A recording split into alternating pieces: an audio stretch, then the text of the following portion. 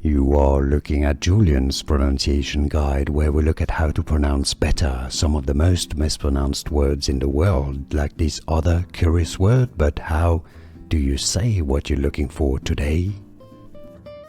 We are looking at how to pronounce these words, and we'll be looking at how to say more confusing vocabulary in English that too many mispronounce. Create,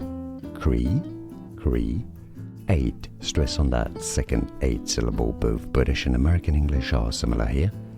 Create, a verb.